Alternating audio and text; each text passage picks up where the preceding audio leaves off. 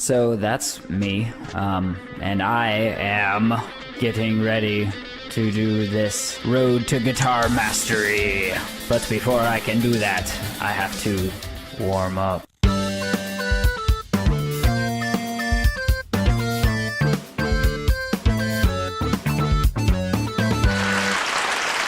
Greetings and welcome to day 40 of Road to Guitar Mastery, the ongoing show where I attempt to master the guitar by breaking it down into its most fundamental pieces. Accents are an incredibly useful tool for grouping information in the brain. That's why they are paramount in learning alternate picking.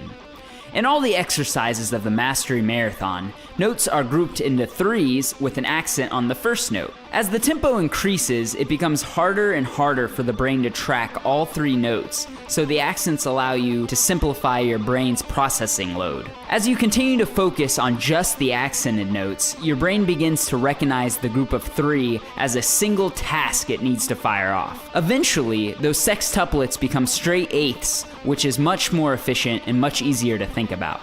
As you get even faster, you can start grouping notes in 4, 5, or even 6 note clusters. Sky's the limit. Here were my results from today's marathon. For the rest of this episode, I wanted to add on to this discussion of extended notes that we started on day 39. I mentioned how you can find the 4 extended notes of a chord by going back one chord and adding the 7th to that chord.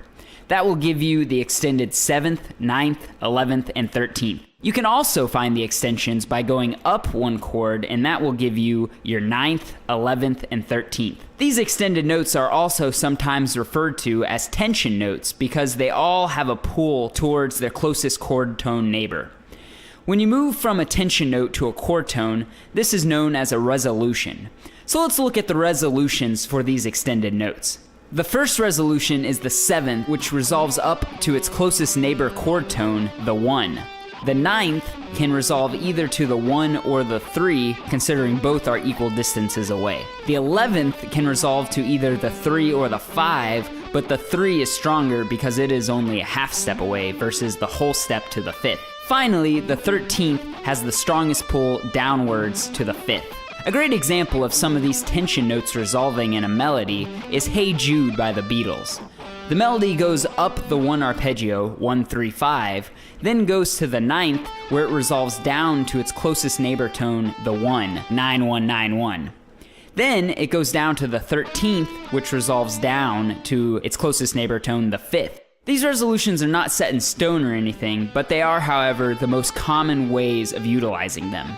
It's always beneficial to learn the rules in theory so you can find cool ways of breaking them later. That's all I have for today's episode. Thanks for tuning in, and I'll catch you all next time. Take it easy, everyone. Sometimes I wonder